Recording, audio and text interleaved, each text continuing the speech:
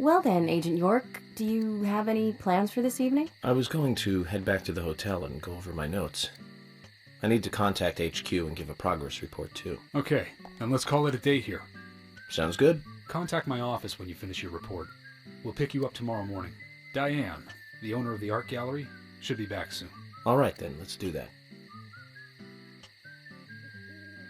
Hold on, Agent York. We're going out to eat at Nick's Diner. Would you like to come with us? The diner. That might be nice. Thomas is a great cook, but Nick is the real deal. No visit to Greenvale is complete without eating at the A&G. A very appealing proposition. Zach, what do you think? We can always go back to the hotel after eating dinner, or go directly back to the hotel. You decide, Zach.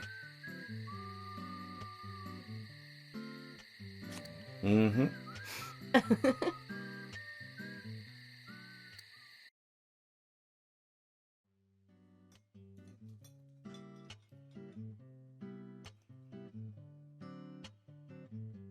I've been sheriff here for a long time now, and this is the worst murder I've ever seen. Our town is a little odd in some ways, but it's usually a peaceful place. We had our fair share of cases, but just the regular stuff. A high school kid shoplifting from the milk barn, maybe? Or some hot-headed kids fighting, fueled on liquor? Nothing more than that. Agent York, what kind of cases have you dealt with in the past? Not much different from those you've just mentioned. The case I was on until last month, well, the guy killed 7 girls in a 3-month period.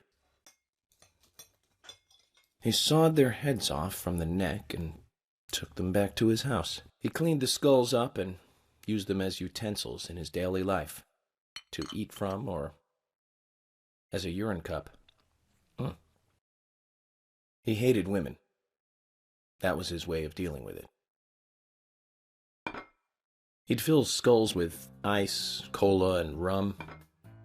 Then he'd down it in one gulp. For him, that was a holy ritual. The question of his mental state was the pivotal point in the court case. Oh, man. For me, he was insane. 100%. Drinking from the skulls, well, that is one thing, but those he had used to relieve himself, he would then just use them to drink from, too. Yeah, that was too much for me. It's just not sanitary.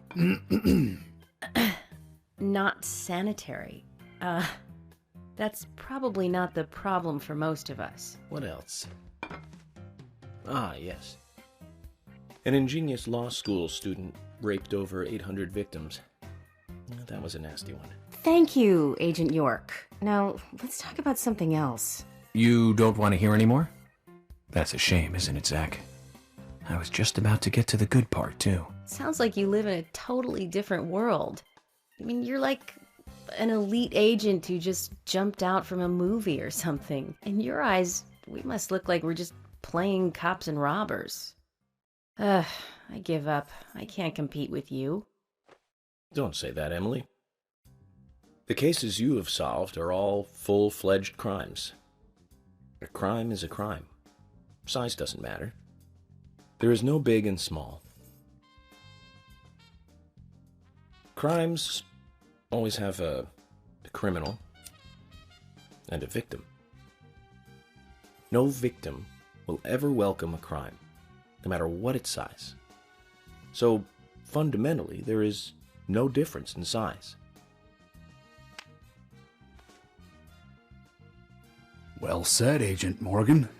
We work day and night to preserve peace and order in this town. You understand that, right? Of course, but still, I don't view shoplifting and Anna's murder as the same level of crime. Me neither. I never even dreamt that such a thing could ever even happen in this town. I keep on expecting to see Anna, Here in this diner, waiting on tables.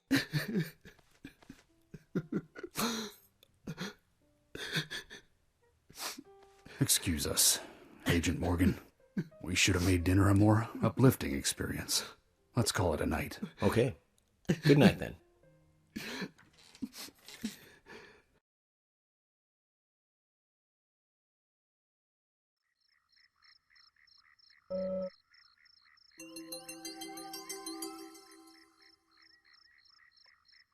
Wow, das war viel zu schlucken.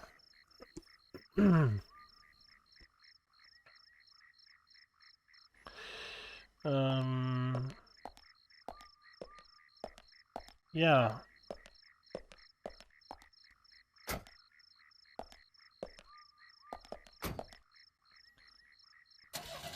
Oh Mann. Wir sind beim Diner.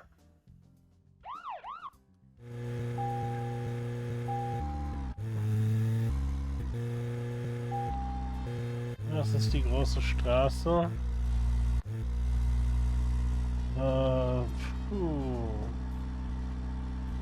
Links, rechts die Kurve entlang, dann rechts und die nächste wieder links.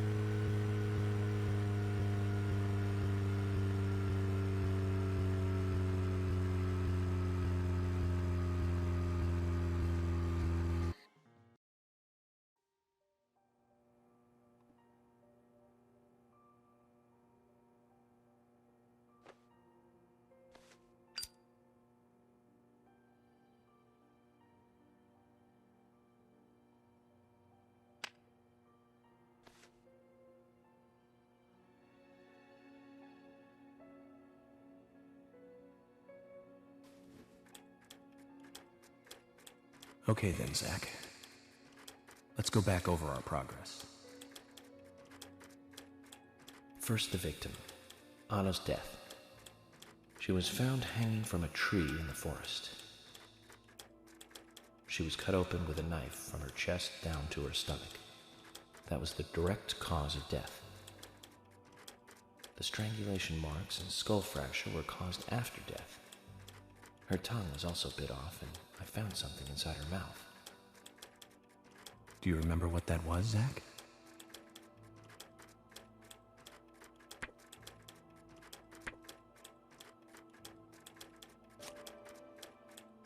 That's right.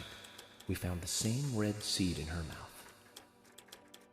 According to Emily, it was raining when Anna was killed, but traces of tears were still evident on her face.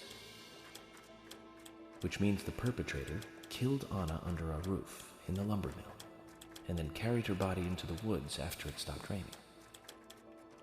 We found numerous important pieces of evidence at the site of the crime. A total of 4 things. Knee prints in the grass, a wood chip with metal dust, a photo of a man with a tattoo on his back, and one other thing. Do you remember what that was, Zach?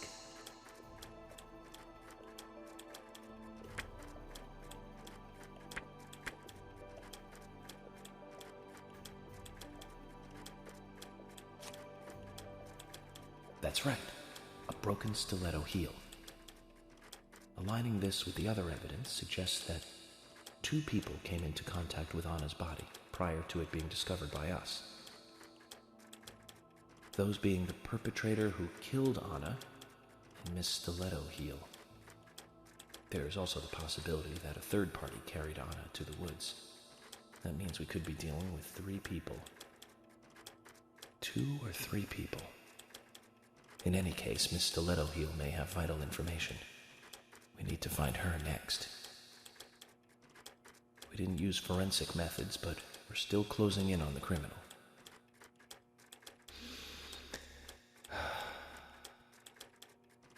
Have I forgotten anything? Ah, of course. The marks on her hand tell us that Anna was gripping something when she died. Do you remember that, Zach? What do you think she was holding on to?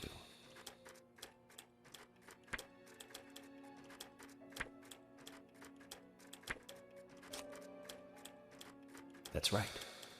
A round object. The marks on her hand suggest a peace mark. The man in the photo found in the woods had a tattoo of an upside-down peace mark on his back. These 2 could well be related. But we don't know for sure. Next, the townfolk. A few are worthy of special attention. Carol McLean, the singer and bar owner. She's Thomas's sister. Then there's Nick Cormack, the owner of the diner. Both of them seem to be hiding something.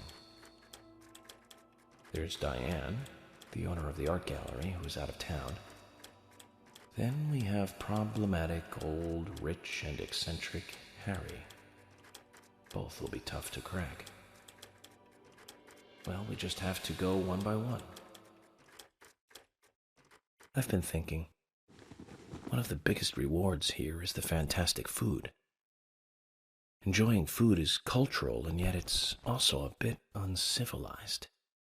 It's interesting how good food motivates me to work harder during investigations. Oh, and on Emily's back, it was strange to me. Hey, don't take that the wrong way, Zach. I wasn't getting all excited or anything. But it did make me feel strange. Nostalgic and sad almost. It's starting to rain. I think this case may take a while. Ellie! Lunchtime, Ellie! I'll eat later. You'll eat right now, young lady. You need to listen to your mother. I want to hear the rest of the story. Eat your lunch, then take a nap. Then I'll tell you the rest. But I want to hear it now. There's no need to rush things. You must live your life at the pace that is right for you.